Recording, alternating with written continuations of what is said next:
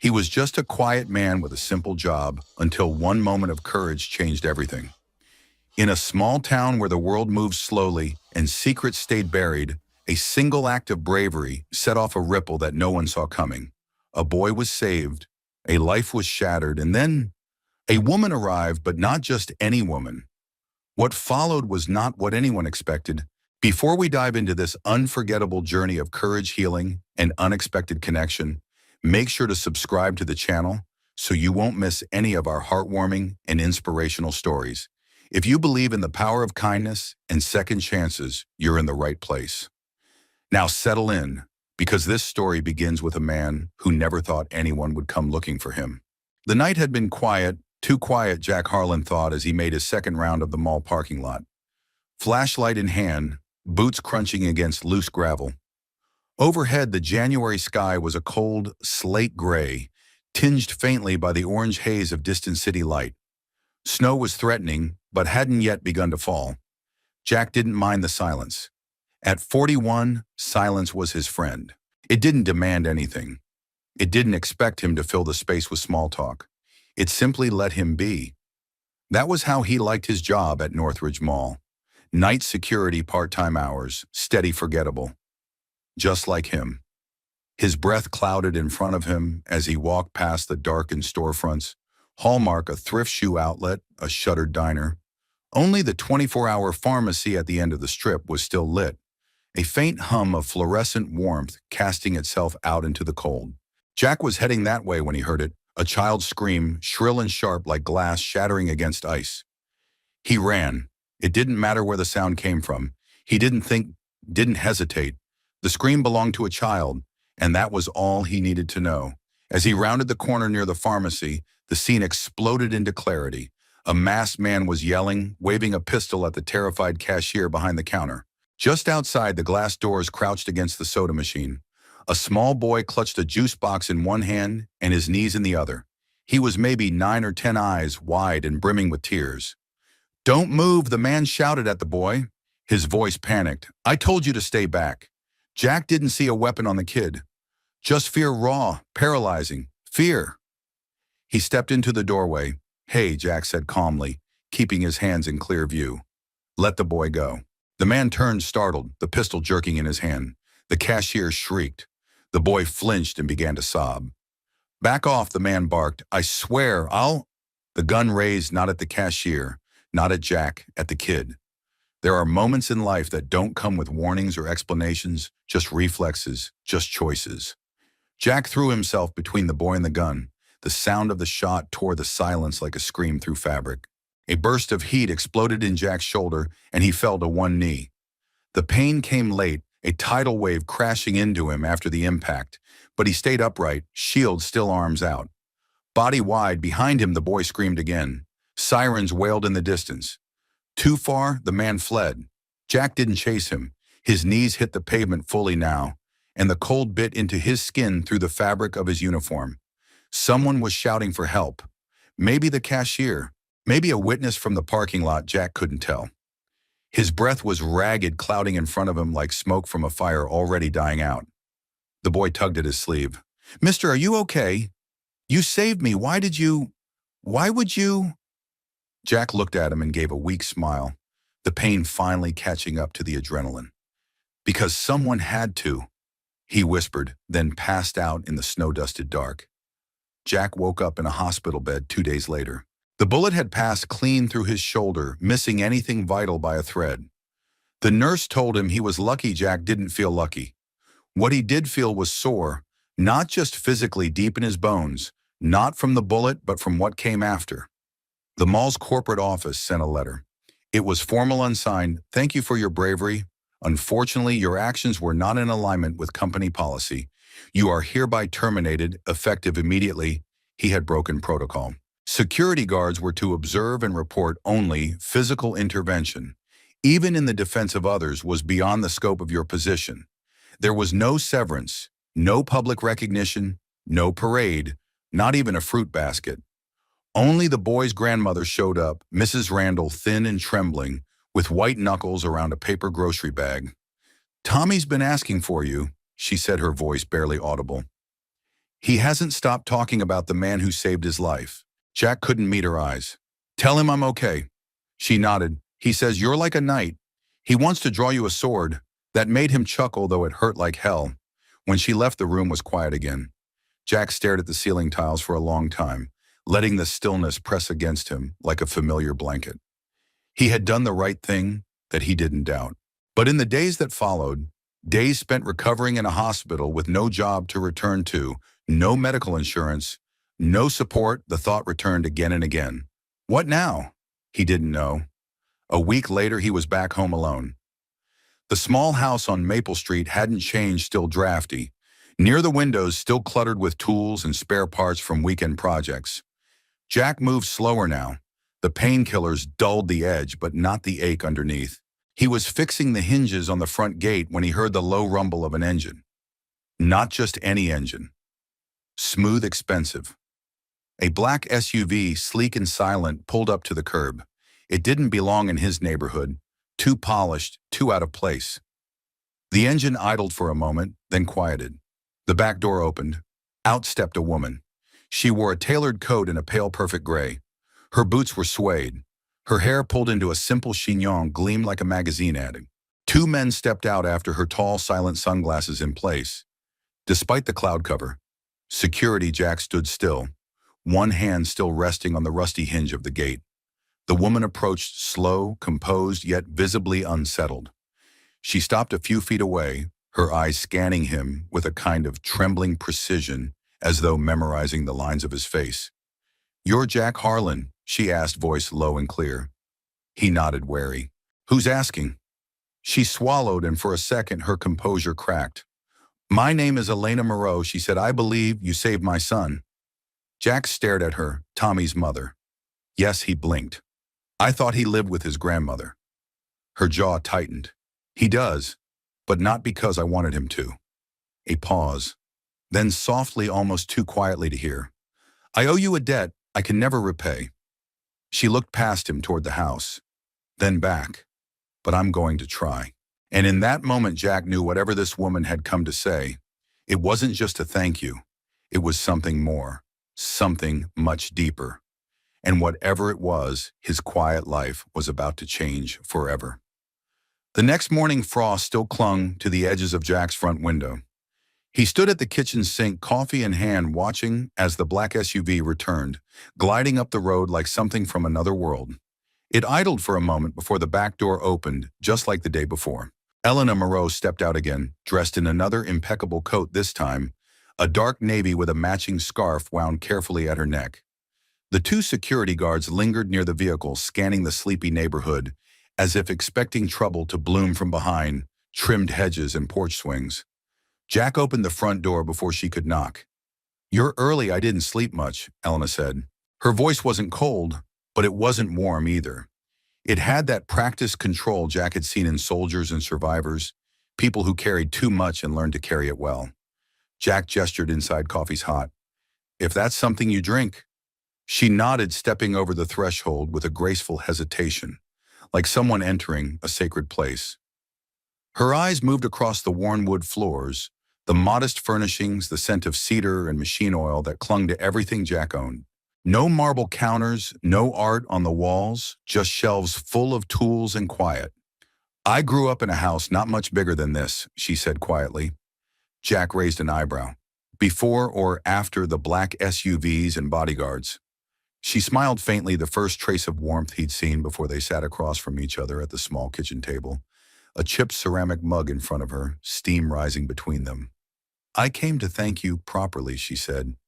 "Yesterday was inadequate." "You already thanked me. I'm not finished." She reached into her coat and placed a slim envelope on the table. "This is for you." Jack didn't move. "What is it?" "Compensation." "Compensation for what?" "For saving my son's life." Jack took a sip of coffee, letting the silence stretch. Then he reached for the envelope, not to open it, just to slide it gently back across the table. "I don't want it." Elena's eyes narrowed slightly. "You haven't even looked inside."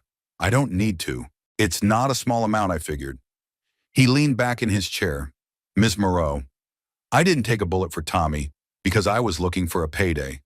I know that, which is exactly why I'm offering it.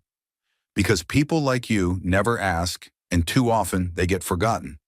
Jack's expression didn't change. Let me guess, this is how you've always fixed things? Something's broken. Write a check. Her face stiffened. Is that judgment I hear? No, he said softly. It's just, not me. Elena stared at him for a long moment as if trying to solve a puzzle she wasn't used to failing at. The envelope sat between them like a dare untouched. I've dealt with men who'd sell their soul for a tenth of what's in that envelope. She said, you turn it down without blinking. I'm trying to understand what kind of man that makes you. Jack shrugged.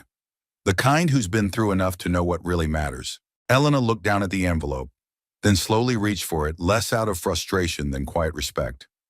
She tucked it away in her coat again. I don't get to meet many people like you, she said. Maybe you're spending time in the wrong rooms. A pause, then she asked, can I tell you something? Jack nodded. I didn't raise Tommy.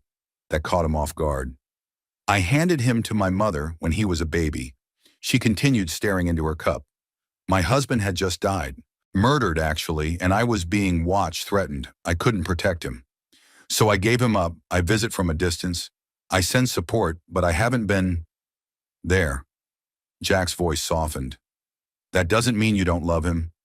No, it means I failed him.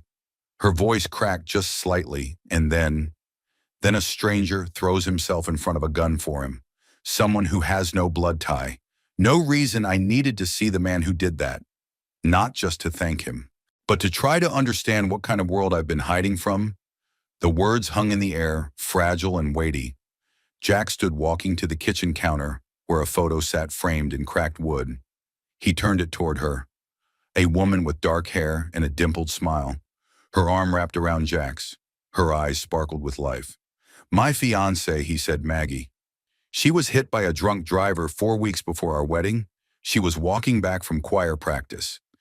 Elena looked up surprised. I'm so sorry. I spent a long time angry at the world after that. Jack said, but the truth is pain teaches you things, like who you want to be when no one's looking, what you'll stand up for, and who you're willing to protect, even if you don't know their name. He met her gaze again, firm and calm. That's why I stepped in front of that boy. Not because I'm a hero, because I remember what it feels like to lose someone you love. A silence settled deeper than before. This time, not from discomfort, but understanding. Elena stood. I think I've underestimated this town. And you, Jack, gave a small shrug. Happens all the time. She hesitated at the door. I'll be staying here for a while. In town, I'd like to spend more time with Tommy, and maybe with you, if you'll allow it. Jack didn't answer right away. He looked at the SUV outside, then at the woman who seemed both polished and haunted. Start with your son, he said.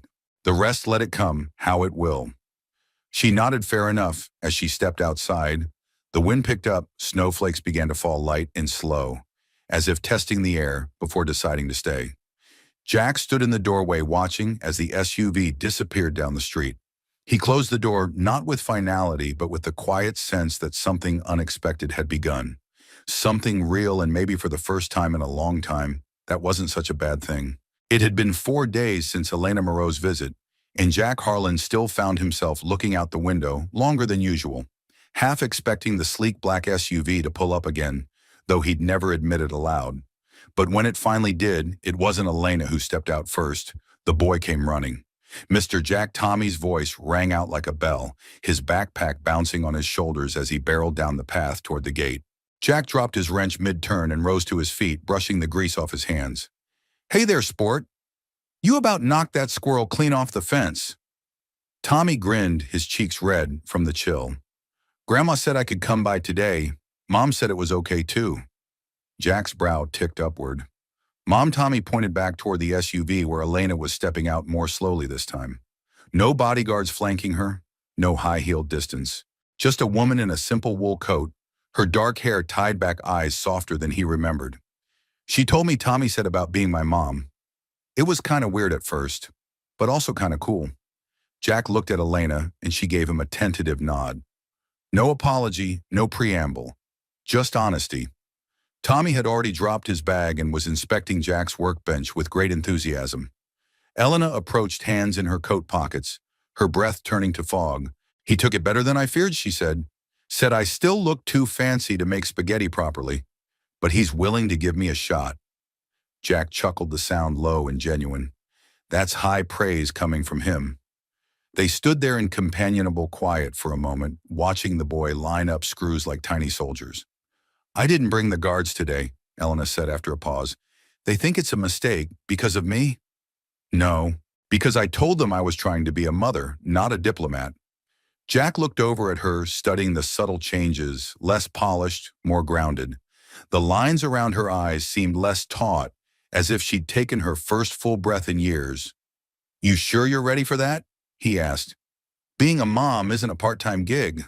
I'm not ready, she admitted, but I'm here. That's a start. Jack nodded. That it is. She hesitated, glancing at Tommy. He talks about you a lot. He's a good kid.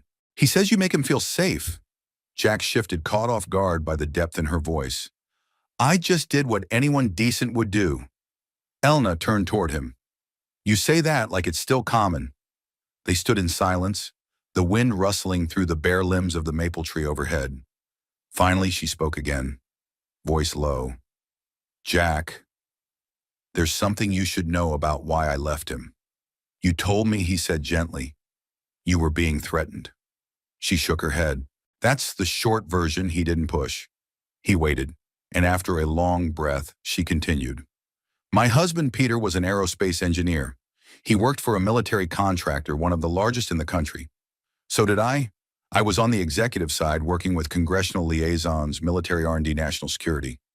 On paper, we were a golden couple. Jack nodded slowly, expression unreadable. One day, Peter came to me with something he wasn't supposed to have, a file. He said a project we'd signed off on wasn't just about defense. It had secondary applications. No one told us about human tracking, mass surveillance, things that could violate every privacy law on the books. She paused, wrapping her arms around herself. I told him not to dig. I told him to walk away, but he couldn't. He said it was bigger than both of us. Jack exhaled, steady and slow, and then a month later he was dead. Accidental gas leak in our vacation cabin. But Peter was meticulous. He didn't make mistakes like that. Jack's eyes sharpened, but he didn't interrupt Elena. He finally said, Do you think I don't think I know? And they came after me next, subtle at first. Scrutiny inquiries. Someone followed me to the daycare. I got an unmarked envelope with one of Tommy's drawings in it, something only the teacher should have had.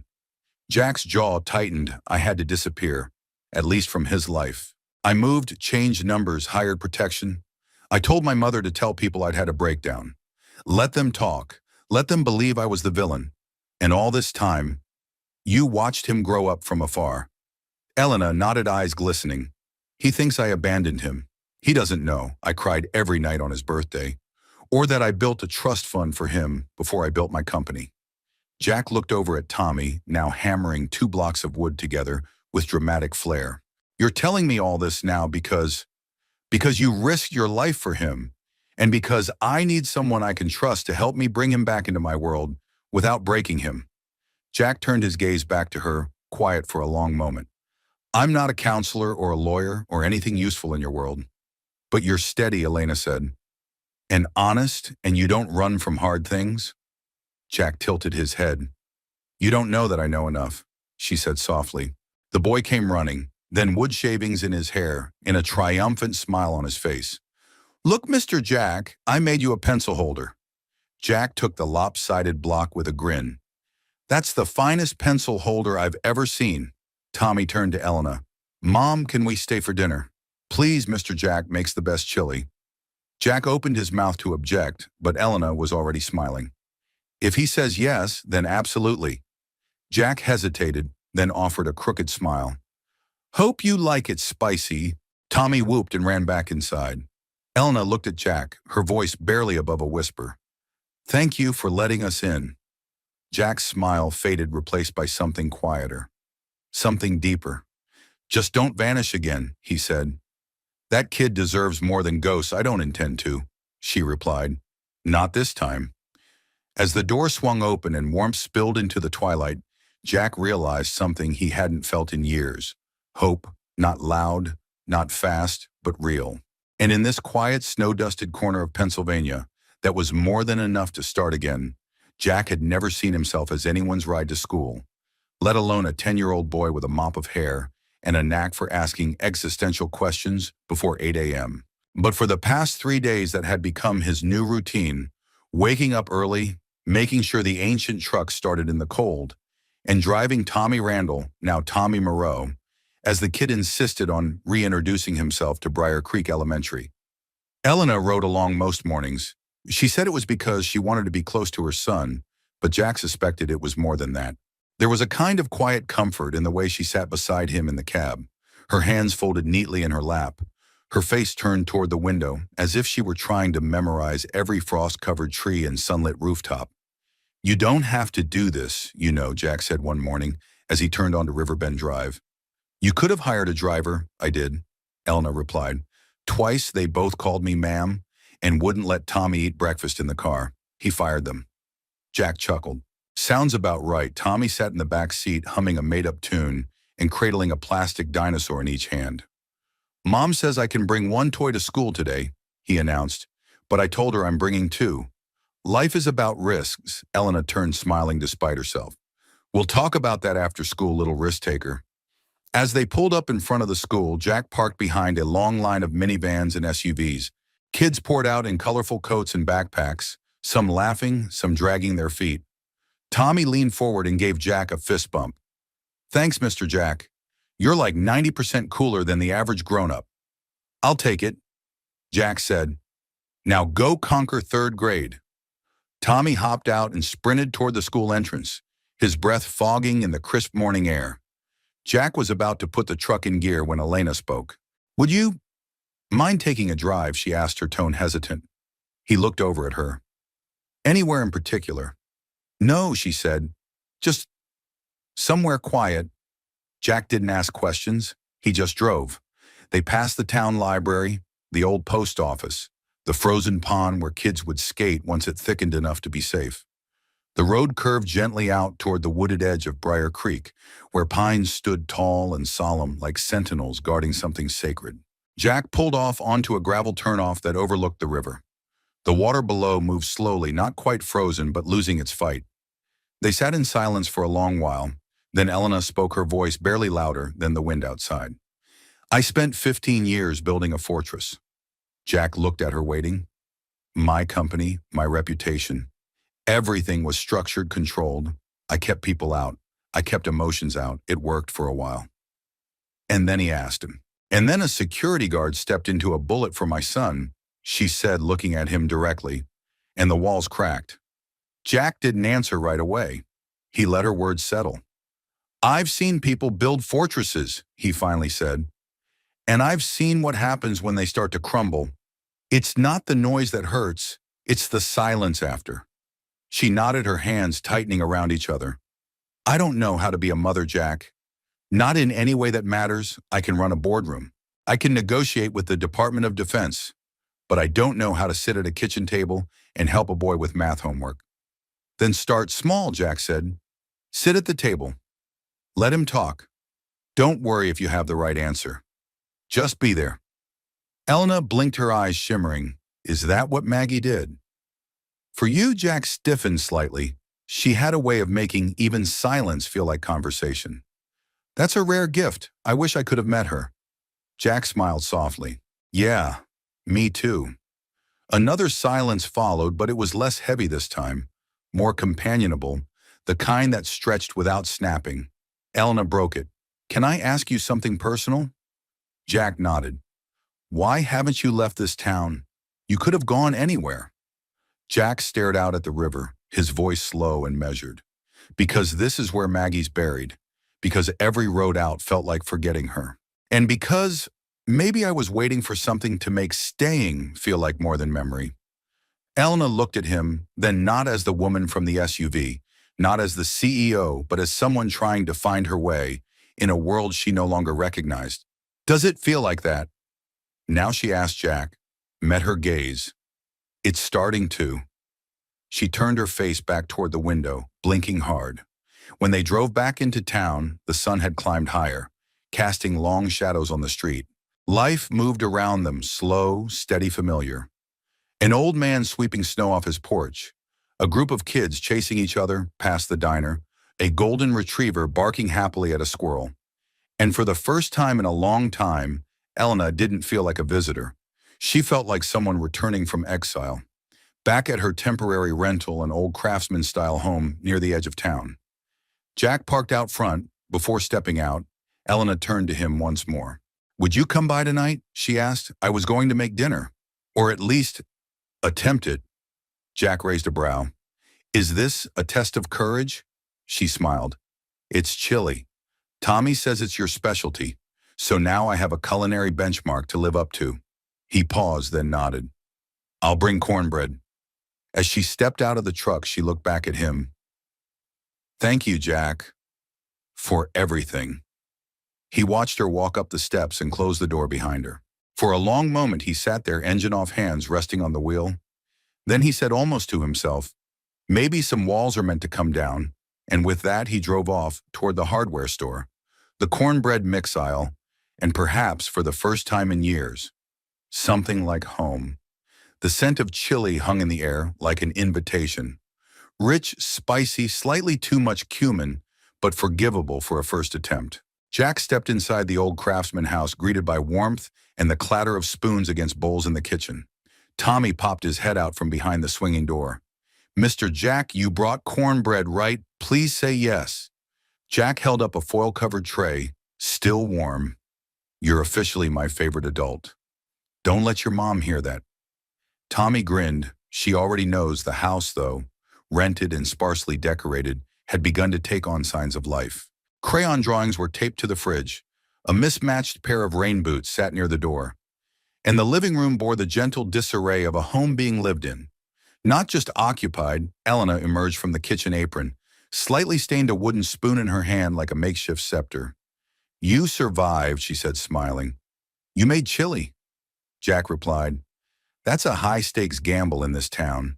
Tommy tasted it. He didn't die good enough for me."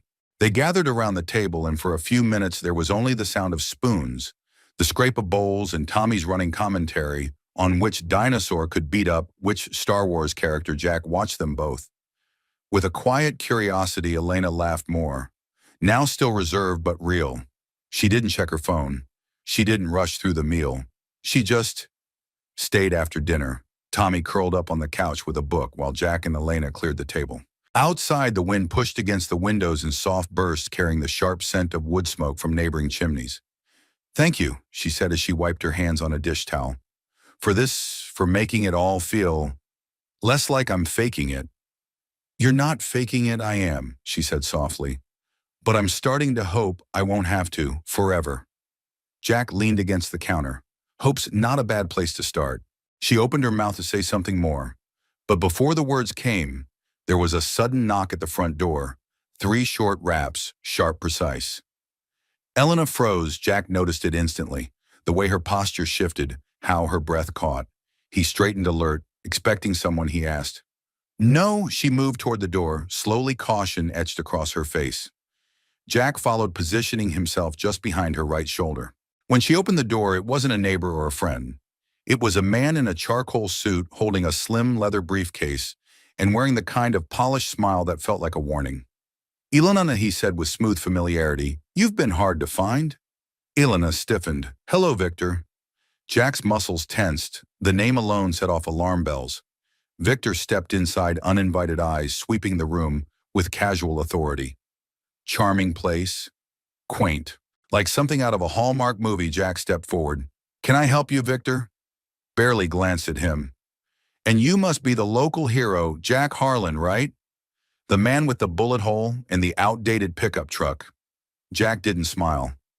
"Say what you came to say." Victor turned his attention back to Elena. "The board is nervous. Your absence, the shift in leadership. It's all causing uncertainty. Investors want reassurance. DC wants reassurance."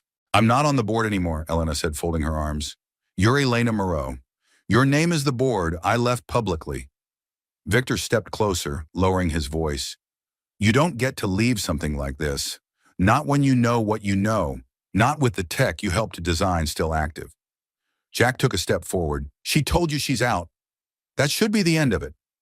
Victor finally turned to him, the smile gone. Do you have any idea what kind of people you're dealing with, Mr. Harlan?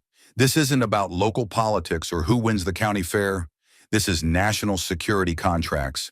Billions. You don't just walk away from that.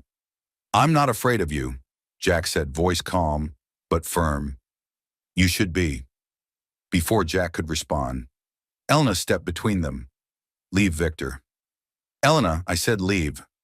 You don't get to show up at my home in front of my child and threaten me. I built that company. I broke myself to make it what it was.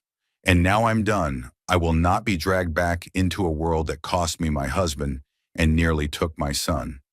Victor studied her for a long, uncomfortable moment. Then with a slight incline of his head, he stepped back toward the door. Just remember, he said as he turned the handle, the past doesn't sleep and neither do the people who profit from it. Then he was gone. Elena closed the door slowly, her hands trembling. Jack reached out. You okay? She nodded, but her voice cracked. I don't want this near Tommy. It won't be. I thought if I stepped away, if I disappeared, it would end. Jack shook his head. It never ends until you turn and face it. She looked up at him, fear and resolve battling in her eyes. And if I face it, then you don't face it alone, he said. In the living room, Tommy stirred and looked up, sleepy-eyed. Mom. Everything okay? Elena walked over and knelt beside him, brushing his hair from his forehead. Yeah, baby. Everything's okay. But her voice faltered just slightly. Jack watched them for a moment, then turned to the window. Outside, the street was empty again. Quiet, but it no longer felt like peace. It felt like a calm before something much bigger, something long overdue. And this time Jack knew he wouldn't be standing on the sidelines. By mid-February, Briar Creek had softened from its post-holiday stillness. The snow hadn't quite melted, but the icicles hanging from rooftops were shorter now, dripping in slow rhythm. Life moved in that slow, predictable way it always did in small towns. Farmers at the diner before dawn, church bells marking the hours, kids with snow boots hanging halfway off their feet as they ran for the school buses. Elena had never stayed in one place long enough to feel the pull of routine. But now as she stood on the steps of Tommy's school, with a paper cup of hot cocoa warming her hands, she found herself strangely anchored. It was Jack who had insisted she come Parents' Day. He'd told her, his voice calm but firm, if you want him to know you're not running anymore, start with showing up. And so she did. It was a modest affair, folding chairs in a multi-purpose room that smelled of crayons and glue sticks, a table of baked goods donated by the PTA, and construction paper hearts plastered on every wall. Elena sat quietly in the back, at first unsure how to belong in this simple, noisy world. The last time she'd stood before an audience, it had been at a shareholders meeting in D.C., presenting quarterly defense analytics to a room full of men in tailored suits. Here she was, just Tommy's mom, the woman who no one had ever seen until now. Tommy spotted her from across the room and waved like a lighthouse in a storm. Mom, over here. And just like that, she wasn't invisible anymore. Jack arrived a few minutes later, hair still damp from the morning snow, wearing a flannel jacket and holding a tin of cornbread muffins under one arm. Elena felt her chest loosen at the sight of him, as if his presence tethered her to the floor. He slid into the seat beside her, nudging the tin toward her with a half smile. Brought reinforcements. She smirked. You bribe your way through everything with food, only the important things. Tommy's class performed a short skit about friendship and courage. Tommy played a boy who taught a robot how to feel, which Elena found both hilarious and oddly touching. Afterward, there were photos, juice boxes, and parents comparing local dentists and allergy remedies like wartime strategies. Elena made it through a conversation with another mother about sledding accidents without once checking her phone. When someone asked her where she worked, she said, I'm between things, and meant it. Later, outside by the parking lot, she and Jack leaned against the hood of his truck while Tommy ran laps with a few classmates, his laughter ringing across the frozen schoolyard. Thank you, Elena said, brushing snow from her sleeve. I didn't think I could do this. You didn't just do it, Jack replied. You showed up. That's more than most. She turned toward him. You make it sound so simple, it's not, he admitted. But simple things aren't always easy. They stood in silence for a moment, watching the children play the clouds moving slow across the pale sky. I need to tell him, she said, about his father. About what really happened. Jack didn't respond right away. Then he nodded slowly. When the time's right. I used to believe there was never a right time for anything, she said. Just windows of opportunity. Now I think maybe time opens differently when you're not rushing through everything. You're learning how to be still, Jack said. That's not nothing. She studied his face, weathered, honest, the kind of face that didn't hide behind titles or curated smiles. Do you ever miss the world you used to be part of? I miss pieces of it, he said. The brotherhood, the sense of purpose. But not the noise, Elena nodded slowly. Me too. They fell into an easy quiet again, but it was broken a moment later by the sound of a car engine behind them. A black SUV, not hers. Not Victor's either. Jack straightened instantly, his posture shifting from relaxed to alert. The vehicle didn't stop. It cruised past, slowly, windows tinted too dark for a small-town street, then turned a corner and disappeared. Elena didn't speak, but Jack noticed the way her hand curled into a fist. Could be nothing, he said, or it could be a reminder. She replied. He looked at her. You still think they're watching? I know they are. Jack nodded once, then we keep watching back. They picked Tommy up, waved goodbye to the other parents, and drove back through the town square. Elena was quieter than usual on the ride home, her gaze flicking to the rearview mirror now and then. Back at the house, Jack walked her to the porch, Tommy already bounding ahead inside, tugging off his scarf and shouting about building a snow fort in the backyard. Elena paused at the top of the steps. I'm afraid that if I let myself be happy, something's going to take it away again. Jack didn't try to convince her otherwise. He just stepped closer, lowering his voice. Maybe it will, but maybe not, and maybe this time. You'll have someone to fight beside you. She looked up at him, her eyes vulnerable in a way that made his chest tighten. I'm still scared, she whispered. Good, he said. That means you've got something worth losing. The wind kicked up a swirl of snow across the yard, but the light from inside the house spilled warm across the porch. Come in for dinner, she said quietly. Jack hesitated for just a beat, and then he followed her inside. The wind came in colder that evening, a sharp drop that sent pine needles scattering across the porch and rattled the loose gutters on Elena's rented house. Jack had just finished tightening the latch on the back gate when he heard it, a sound too deliberate for a falling branch, too soft for a car door. It was subtle, but it scratched at the edges of instinct. He turned, scanning the tree line behind the property, his breath fogging in the air. Nothing moved. Still, his fingers itched for the handle of the old flashlight. He always carried the one, with the dented grip and a battery that hadn't died on him once in 5 years. He flicked it on, casting a beam through the skeletal trees, only darkness and drifting snow. But Jack knew better than to trust quiet too quickly. Inside the house buzzed with warmth and normalcy. Tommy was somewhere between finishing his homework and negotiating for more screen time, while Elena stood at the kitchen sink, sleeves rolled up, drying the dishes with a patterned towel she hadn't known she liked until she bought it last week. When Jack stepped inside, he took off his boots silently and stood near the door longer than usual. Elena noticed something wrong. He shook his head. Probably nothing, might just be the wind in the trees, but she knew that tone, low, measured. Not nothing. Do you think someone's out there? She asked, voice barely above a whisper. I think someone might be watching, or maybe testing the line to see how close they can get without being seen. She set the towel down slowly, her face shifting into the kind of composure that used to get her through congressional briefings and press inquiries. Jack stepped closer. I'll drive by later tonight, just in case. Elena nodded, but her jaw tightened. I thought I left this behind. I thought if I was quiet enough, small enough, they'd forget. Jack looked at her, steady and quiet. They didn't forget, but you're not the same woman who ran. Her eyes met his, and if they push again, then they'll find out you don't run anymore. They didn't say anything for a while, just stood there in the fading kitchen light, the warmth from the stove rising in soft waves. Outside, the wind howled again, less like weather and more like warning. At 2:13 a.m., Jack's truck rolled quietly along the edge of the woods behind Elena's house. He killed the headlights 2 lots down and parked beneath an old oak, half hidden behind a rusting fence. He sipped lukewarm coffee from a thermos, the kind that tasted more like habit than comfort. The stars were out clear and sharp in the winter sky.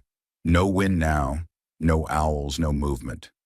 That was what bothered him most, the unnatural stillness. Then he saw it. A flicker of light, small, low to the ground, barely visible behind a thicket. A red pulse, a motion sensor or a surveillance device. It blinked twice, then vanished. Jack's chest tightened. He stepped out quietly, boots crunching the frost-hardened grass. He moved with the old familiarity of a man who'd once walked enemy perimeters by moonlight, who knew the sound of a careless footfall could be the difference between safety and something far worse. He reached the spot where the light had been and crouched low. Nothing there now, but something had been a footprint. Just one pressed into the frozen earth. Deep, deliberate, boot-treaded. Jack took a picture of it with his phone, then turned back toward the house, his mind already sorting through what this could mean. It wasn't kids, it wasn't hunters, it was a message. The next morning, Jack stood in Elena's kitchen again, his face unreadable, the photograph displayed on the screen of his phone. She stared at the boot print. That's military issue, special ops, maybe Jack said. Or private contractor, which is worse. No chain of command, no oversight. Tommy sat in the living room watching cartoons, unaware of the tension humming in the walls around him. Victor, Elena asked. Possibly, Jack said. Or someone else. Either way, they're getting close. Testing boundaries. Elena's hands trembled and she gripped the edge of the counter until her knuckles paled. I'm not dragging my son through another exile. Jack placed a steady hand over hers. Then we draw our own lines and we make it clear they're not the only ones watching. She looked at him, her eyes glassy with fear, but also with something else. Determination, I need to call someone, she said after a pause. Someone who still owes me a favor. Jack arched a brow. Friend or foe? Both, she said, but he hates losing control more than he hates me. He didn't ask for a name. He trusted her judgment more than he would have months ago. Later that afternoon, Elena picked Tommy up from school. She didn't send anyone else. She didn't delegate. She did it herself, one hand on the steering wheel, the other resting over the phone in her coat pocket, a silent promise waiting to be delivered. That night after dinner and dishes and the gentle chaos of bedtime, Elena stepped out onto the porch alone. Jack joined her a few minutes later, holding 2 mugs of tea. They're not going to stop, are they? She asked. No, Jack said simply, but neither are we. She sipped her tea. Do you think I'm being foolish for staying? No, he said. I think you're being brave. A long silence stretched between them, but it wasn't awkward. It felt earned, like two people who had come to understand the weight of words and the deeper weight of silence. Then she turned toward him. If I'd met you 5 years ago, I wouldn't have known what to do with someone like you. Jack gave a faint smile. Probably would have had me escorted out of the lobby. Twice. They both laughed, quiet and real, until the cold pulled them back into the moment. Inside, Tommy was fast asleep, unaware of the shifting tide beneath the surface of their quiet town. But Jack knew what was coming, and for the first time he wasn't preparing to fight alone. The morning came wrapped in a strange hush, the kind of stillness that made birds delay their song and coffee taste slightly sharper. Jack felt it the moment he stepped out onto his porch, an air too still for comfort, the sky too gray for trust. He sipped from his mug and looked toward Elena's house, just visible down the street. No movement yet, probably still asleep or trying to pretend the day would unfold like any other. He understood the effort, but something in his chest told him that illusion wouldn't last past noon. He was right, it happened around 10:30. Elena had just settled Tommy into his Zoom tutoring session. His school had gone virtual for the week due to a burst pipe, and she was finally exhaling when the knock came. 3 sharp raps. Not hard, not aggressive, but precise. Jack had taught her to recognize the difference. She opened the door to find a man in plain clothes, late 50s. Short gray hair, clean shaven. No smile, no badge. Just a leather portfolio under one arm and a gaze that had seen things best not spoken of over breakfast. Elena Moreau, he asked, already knowing. Yes, I need 10 minutes. She hesitated, then she stepped aside. Jack arrived barely 4 minutes later. Elena didn't call him, She didn't need to.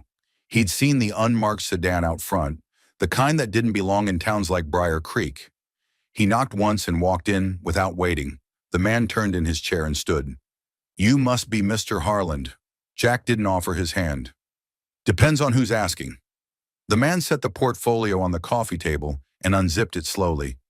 "You can call me Keller. I'm with the Office of Strategic Compliance. We operate adjacently to federal agencies. Think of us as janitors for secrets." Elena crossed her arms. "I know who you are. You're the ones who sweep up after the mess is made. We also keep the mess from becoming a headline." Jack's jaw tightened. "Get to the point." Keller removed a manila folder and slid it across the table. Elena hesitated, then opened it. Inside were satellite images, technical readouts, even a photo of Tommy's school circled in red ink. Elena's voice was ice. "Are you threatening me?" "No," Keller said calmly. "I'm giving you the truth." Jack stepped forward. "Your truth or the truth?" Keller looked at him, almost amused. "The truth is that Project Glaive, the very one Ms. Moreau authorized 6 years ago, is no longer dormant. It's been picked up by a third-party contractor operating out of Munich. They're using fragments of the code your late husband buried." Elena's face lost color. Keller continued. "We believe someone in your company made the sale post your resignation, but your name is still tied to the original patent. That makes you a liability. And unfortunately, Mr. Harland, anyone within your proximity becomes one too." Jack didn't flinch. "You're not here just to warn us, no." Keller said, "I'm here to ask for your cooperation." "Define cooperation," Elena said. "We need you to access the off-grid servers Peter left behind. You know where they are. You know the cipher keys. If you help us retrieve the original code completely, we can lock it down, destroy the derivative versions, and remove your name from any future inquiry. And if I don't, then we can't guarantee your safety." Or your son's Jack moved so quickly, Keller didn't see it coming. 1 second he was standing still. The next he had Keller pinned to the wall by his collar, voice a low growl. "You don't say his name. Not like that, not like he's leverage." Keller didn't struggle. His face remained blank. "I'm not your enemy, Mr. Harlan, but you need to understand the scale." Jack released him with a shove and stepped back. Elena was trembling, but not with fear, with fury. "You think I haven't lived with this every day," she said, her voice raw. "That I haven't relived every decision, every signature. My husband died trying to bury this. I left everything to protect my child. And now you come in here, threaten us, and ask for help, as if it's a favor." Keller picked up his briefcase. "I'm asking because I believe you still care enough to stop what's coming. We have 48 hours after that.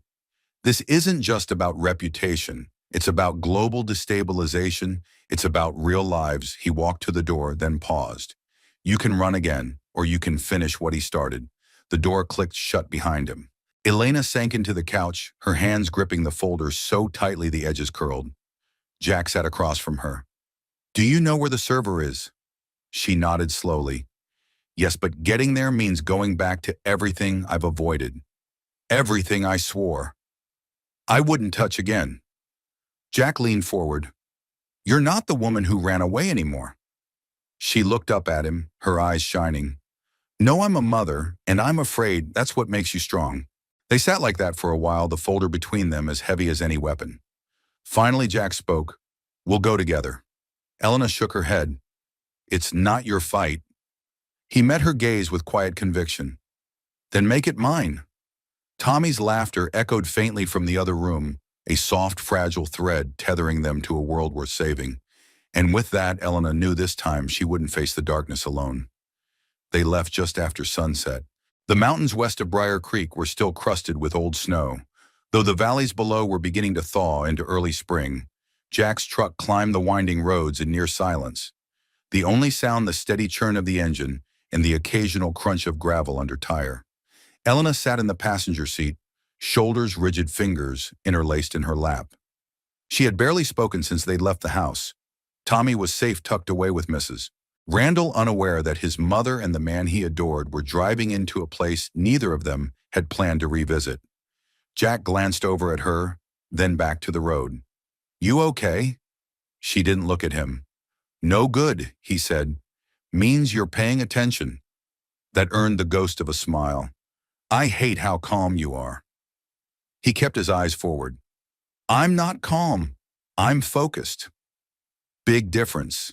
The compound, what Elena called the vault, was nestled inside a decommissioned radar station, a relic of Cold War paranoia long since stripped of funding and maps.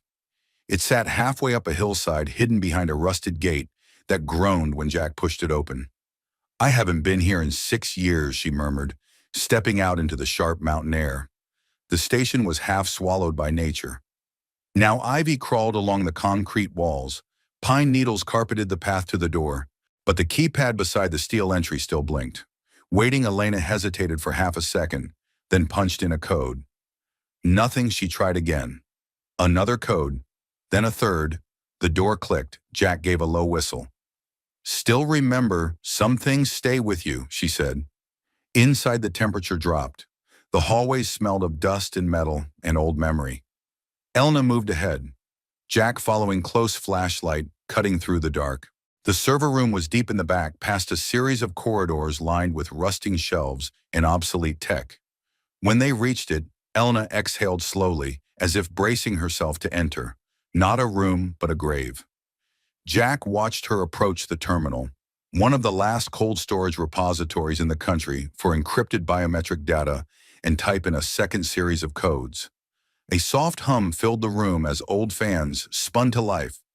I buried everything here, she said.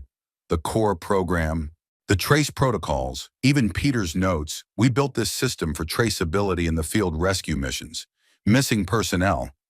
But someone twisted the application into something else. She pulled out a flash drive from her jacket pocket. This is the counter code, she added. Peter created it before he died. It's like a back door. If I run it, it'll collapse the whole framework, burn it from the inside. Jack leaned against a wall, arms folded. Then what are we waiting for? She stared at the screen.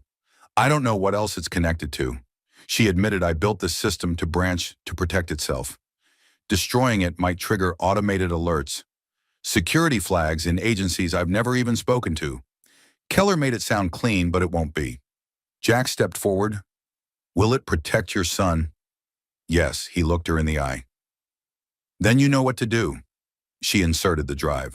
Lines of code filled the screen, thousands of cascading lines, memories in machine language. Elena's fingers flew over the keys, accessing buried files, disabling contingency firewalls. She moved with precision, her face set with the resolve of a woman who was no longer running, but choosing. Then a red window flashed on the screen. Autonomous node response. Initiated external ping. Detected. Jack stood straight. That bad? Yes, she said. Voice clipped. That means someone's already connected to the system. We just woke them up. Suddenly the lights dimmed. A high-pitched tone rang through the station, long and low. Jack's instincts flared. Time to go, he said. I need 60 seconds. You've got 30. The hum of the servers grew louder, almost agitated. Elena's hands moved faster. Then one final command. Confirm termination. She hit yes. The room powered down with a jolt. Everything went still. Jack was already moving, grabbing Elena's hand and pulling her down the corridor. Behind them, somewhere in the bowels of the system, a siren flickered to life, a soft beep, beep, beep that promised escalation. They burst through the exit door just as a black SUV screeched to a halt at the bottom of the hill. Go, Jack shouted, practically lifting Elena into the truck. He slammed the door shut and hit the gas tires, kicking up gravel as the headlights swept across the woods. Behind them, the other vehicle gave chase. No sirens, no lights, just raw pursuit. Who the hell are they? Elena asked, bracing herself. Not Keller's people. Jack said, too fast, too quiet. These are freelancers. The road narrowed as the truck dipped into the curve of the mountain. Jack took it sharp, the tires barely gripping, adrenaline surging like a second heart in his chest. Then up ahead, a fallen tree. Hold on, he barked. He yanked the wheel and veered off the shoulder into the brush, grinding over frozen roots and half-buried stones. The truck bucked and fought him, but it held. They burst through a clearing and back onto a secondary service road. The SUV behind them hesitated too long and clipped the tree, losing momentum. Jack didn't stop driving until they were 5 miles out, hidden behind a ridge of pines, the engine steaming from exertion. Inside the cab, neither of them spoke for a long moment. Then Elena turned toward him, chest rising and falling. "It's done," she said. Jack looked at her. "Are you sure?" She nodded. "I felt it. The system went cold. It's over." But they both knew that wasn't entirely true. Some enemies didn't vanish when a server went dark. Some enemies had already arrived. As they sat in the cold dark, Jack reached across the cab, took her hand, and said the one thing neither of them had dared believe for weeks. "We're going home." The truck rumbled down Briar Creek's main street just as the sun began slipping behind the ridge, casting long shadows across the town's narrow storefronts. A light dusting of snow shimmered on the rooftops, catching the last golden rays like a final applause before nightfall. Jack parked 2 blocks from Elena's rental, cutting the engine and letting the silence settle. In the seat beside him, Elena exhaled a breath she didn't realize she'd been holding. "Did you ever think," she said quietly, "that you go from fixing porch railings to evading armed contractors in the mountains?" Jack gave a tired smile. "Thought my wild days ended when I stopped carrying a badge." "Well," she murmured, "turns out fate had other plans." Neither moved to exit the truck right away. The adrenaline was gone, leaving only a hollow echo, and the ache of muscles stretched too far for too long. Jack looked over. "You sure you're ready for tonight?" Elena tilted her head. "It's the harvest dinner, not a Senate hearing." "You've never been to one," Jack said. "Briar Creek harvest dinner's like Thanksgiving, with half the county words already out that you're attending." She raised a brow. "And that's a problem. Depends on whether you prefer gossip before or after dessert." That earned a real laugh from her, short, tired, but honest. "I think I can handle it." Jack nodded, opening his door. "Then let's go show them what resilience looks like inside the town hall." The lights were warm, strung with garlands and paper stars made by school children. The room buzzed with soft music and the clink of dishes. Long tables were set with crockpots, casseroles, pies, and platters of every shape. This was no formal affair, just neighbors feeding neighbors. But to Elena, it felt like the most disarming room she'd ever entered. Jack led her through the crowd. People turned to look, some subtly, others not. She caught snippets. "That's her Tommy's mom. I heard she's some kind of tech mogul. Didn't she used to live in D.C.?" But Jack walked steadily as though the stairs bounced right off him. And with him beside her, Elena felt strangely untouchable. Near the back, they found their seats, 2 chairs next to Mrs. Randall and Tommy, who waved a piece of cornbread like a flag. "You're late," he said. Jack leaned down. "Had to make sure the world didn't end before dessert." Mrs. Randall leaned in. "We saved you some of Ruthie's apple cobbler. It's medicinal." Elena smiled gratefully, sitting down. The warmth of the room began to thaw the lingering chill in her bones. Across the table, a man in his 60s raised his cup. "Miss Moreau?" Elena turned. "I just wanted to say it's good to see someone come back. This town's got its share of people who leave and never do." "Thank you," she said, unsure what else to offer. He nodded. "You've got grit." "That's more than most." Elena didn't respond right away. But later, when plates were cleared and the lights dim for the children's choir to sing, she felt something in her chest loosen. She wasn't home, not yet, but she wasn't an outsider anymore either. After the choir, after the applause and the coffee, Jack and Elena slipped outside into the quiet of the street. Snow had started again, dusting the ground in a way that made the town look dreamlike, half forgotten, half awake. They walked slowly, passing the glowing windows of the bakery, the post office, the darkened antique shop with its slightly crooked bell. "People here," Elena said softly, "they're nothing like I expected. You expected pitchforks, I expected suspicion, closed doors, but they gave me cornbread and a compliment." Jack smiled. "That's how Briar Creek welcomes you. Small gestures with long roots." They reached the front porch of her house. Tommy was asleep with his grandmother for the night. The house behind them glowed amber from the lone lamp left on inside. Elena turned to face him, her breath forming small clouds in the cold. "I didn't know I could come back from what I did," she said. "Not the secrets, not the damage. But I sat in a room full of strangers tonight and felt forgiven, even if they don't know what for. Jack took her gloved hands in his. Maybe it's not about being forgiven, he said.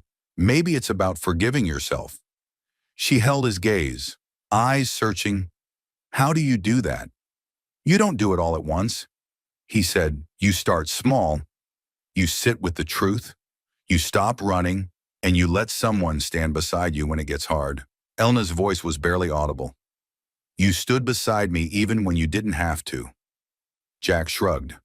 You stood in front of something much bigger than me. You faced it, I just made sure you didn't face it alone. Snowflakes drifted down around them. The wind was quiet, like the town itself had paused to listen. Elna took a slow breath, and then so softly it barely broke the silence.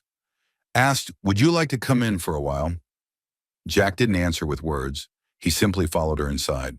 It was long after midnight when Elena sat at the kitchen table alone.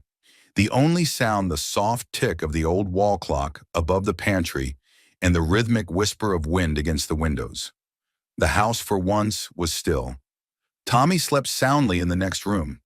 Jack had left an hour ago after a quiet dinner and a conversation that lingered more in glances than words. She hadn't asked him to stay, and he hadn't offered. But the space he left behind felt full, not empty.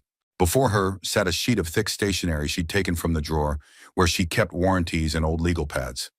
The pen in her hand hovered uncertain. She hadn't written a letter by hand in years, but tonight it felt necessary. Paper had a way of holding truth better than pixels ever could. She began. To the man who saved my son, you told me once that you weren't a hero, that you only did what anyone would have done. You were wrong. I've spent much of my life surrounded by people who measured everything in power. Numbers, risk. In that world, we calculated what was worth saving, and who you never made such calculations. You saw a scared boy and threw your body between him and a bullet, not because it was profitable, not because it would earn you favor, but because it was right. That moment, your instinct, your courage changed the course of two lives, his and mine. I want to tell you something I've never said aloud. Not even to Peter when he was alive. I believed the world didn't allow softness, that love was a liability, that goodness could be broken, manipulated, monetized. Then you walked into our lives with quiet strength, muddy boots, and eyes that saw far more than I was ready to admit. And you proved me wrong. You didn't try to fix me. You didn't ask me to be someone I couldn't be. You simply stayed. When the fear returned, you didn't push me through it. You stood beside me in it. When I doubted I could protect my son, you reminded me that standing up doesn't always mean standing alone. You made room for my uncertainty, and you gave me space to grow without ever once making me feel small. I don't know what the future looks like. I don't know what will come next or how long peace will stay before something else tries to take it. But I know this. If you're still willing, I want to build whatever comes next with you in it. Not as a guest, not as a protector, but as a partner. And if your answer is yes, I'll make you my promise now. No more running, no more hiding, just us here now. Elna. She finished the letter just before dawn, folding it carefully and slipping it into an envelope without sealing it. Her hand lingered over the flap, unsure. It wasn't a confession exactly. It was an invitation, a vow, but only if he chose to open it. The next day, while Tommy played in the backyard with two neighborhood kids and the scent of bread, baking filled the house, Elna tucked the letter into a drawer in the entryway table, just where Jack always left his gloves. She didn't leave a note, didn't text, just let it sit there like a truth between breaths waiting to be discovered. That evening, Jack stopped by with a bag of apples from the farmer's market and a stack of mail she'd forgotten to pick up. He didn't ask questions, didn't comment on the way her hair was pulled back in a loose braid or the fact that she was wearing socks with tiny books printed on them. He handed her the mail, leaned down to ruffle Tommy's hair, and then wandered to the entryway like he always did, where he'd hang his jacket and set down his keys. A minute later, he was quiet, too quiet. Elna didn't turn around. She kept stirring the soup on the stove, not because it needed stirring, but because her hands were too unsure to do anything else. Behind her, the soft shuffle of paper, then silence, then footsteps. Then "Hey, Jack," said his voice, lower than usual, roughened with something unspoken. She turned. He held the letter unfolded, now gripped carefully in one hand. He didn't speak. He just stepped forward, closed the space between them with a kind of certainty that had taken months to build, and set the letter down on the counter. Then in a voice steadier than she expected, he said, "I've already been yours, Elena, since the moment you opened that door and told me your name." She looked up at him, eyes shimmering. "Then stay," she said simply. He didn't answer. He kissed her instead. Slow, certain. Real, and the room, the house, the past. They all fell quiet, because the only thing louder than the ghosts was the sound of choosing each other. The sun filtered through the kitchen window in soft gold, casting a warm glow over the breakfast table, where 3 mugs sat steaming, 2 with coffee, 1 with cocoa topped with marshmallows that were slowly melting into the swirl. Jack leaned back in his chair, the wood creaking under his weight, while Tommy animatedly recounted his dream from the night before. Something about robot cows and a treehouse in space. Elena watched her son with a quiet smile, chin resting in her hand, her other arm brushing gently against Jack's where their sleeves touched. The kitchen had become a sanctuary. Not perfect, not polished, but theirs. There was a chipped tile near the stove that Jack kept saying he'd fix, but never quite got around to, and a tiny crack in the windowsill where Tommy liked to wedge, found feathers and lucky rocks. Elena had started leaving her phone in a drawer during breakfast. The alerts would wait. For the first time in years, she wasn't waiting for news, she was living in it. Jack looked around as if memorizing the moment he caught her watching him, and tilted his head. What? She shrugged. "You look like you're trying to take a mental picture." "Maybe I am." Well, she smiled. "Don't forget the marshmallow explosion in the corner." Tommy pointed his spoon dramatically. "That's part of the dream sequence." Jack laughed, and for a while there was only the comfort of familiar voices and the low murmur of a home that had finally found its rhythm. After breakfast, Jack offered to drive Mrs. Randall to her appointment at the clinic across town. Elena handed him a list for the market, a real one this time, written in pen and not in his head. "I'll start the sauce for dinner," she said, following him to the door. Jack paused, one hand on the knob. He turned to her, eyes soft. "I'll be back by 6. Elena leaned in, resting a hand on his chest. "I know." He kissed her forehead. No hesitation, no need for permission anymore, and left with the easy confidence of a man who knew he belonged. The day passed slowly, the kind of quiet Sunday that made time feel slower in the best possible way. Elena prepped the kitchen: garlic, onions, tomatoes, basil. The music played low in the background, some old jazz Tommy had picked off a vintage vinyl at the town fair. They danced a little, stirred the pot together, argued over the correct number of meatballs. She didn't check her email once. At 5:47, the knock came. Not Jack's. Her heart stuttered just for a moment, but it wasn't a threat this time. It was Ruthie from down the block dropping off extra bread she'd baked. Behind her, 2 neighborhood boys rode their bikes past the yard, shouting about a broken chain and someone's dog that had escaped again. Life in Briar Creek uninterrupted. At 6:02, Jack pulled up. Elena saw him through the window, his silhouette against the dusk. One hand full of groceries, the other, helping Mrs. Randall out of the truck with patient ease. He opened the door without knocking, like always now. "Smells like heaven," he said. Stepping into the kitchen, Elena took the bags, nudging his shoulder. "That's the basil." "Or me, could be either." Jack dropped his keys in the bowl and looked around. "I stopped by the post office." "This was in your box." He handed her a thick white envelope. No return address, just a government seal, and her name printed cleanly across the front. She stared at it for a moment. The air between them shifted. Jack saw it. "Want me to step out?" She shook her head. "No, stay." He waited as she opened it, slowly, fingers careful. Inside was a single page, an official statement acknowledging the permanent shutdown of Project Glaive verification of the counter code execution, and a note confirming her name had been removed from all attached documentation. At the bottom, in neat black type, was a final sentence. "Thank you for your service and for choosing the right side of history." That was it. No signature, no call, just quiet closure. Elena exhaled. She looked up at Jack. "It's done for real this time." Jack nodded, his voice low. "Then maybe now, you get to live." She placed the paper on the counter beside the recipe card Tommy had written in purple marker, titled "Mom's Famous Pasta," even if she's new at it.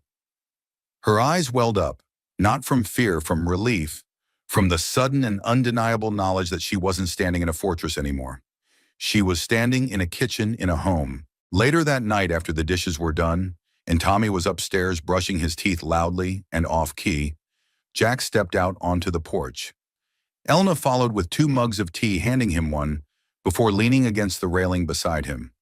The stars were out in full, glittering across the inky sky, like pinpricks in a velvet curtain. Somewhere in the distance, an owl called low and slow. Elna sipped her tea, then turned to him. I used to think happy endings were for other people. For simpler lives, for people who never had to choose between safety and truth. Jack was quiet for a beat, and now she looked at him. Really looked at him. I think happy endings aren't something you're handed. They're something you build with calloused hands and stubborn hearts. He smiled at that. So, what do we build next? She let the question hang in the air for a moment, then said softly, "Start with dinner tomorrow night." He raised a brow. "Dinner." She nodded, then turned to go back inside. But just before the door shut, she looked over her shoulder and said with a grin, "Will you stay for it?" Jack didn't answer right away. He just followed her in, like he always would. Like she'd always hoped, like home. Every story means something different to each of us. Maybe it reminded you of someone you once knew, or a moment you'll never forget. We'd love to know, where are you watching from? It's always incredible to see how far these stories travel and how they connect us across cities, countries, and oceans. If this story touched your heart, don't forget to like, share, and subscribe to our channel for more powerful and uplifting tales about love, courage, and second chances. Thank you so much for watching. We're honored to have shared this moment with you. Until next time, take care and keep believing in the good.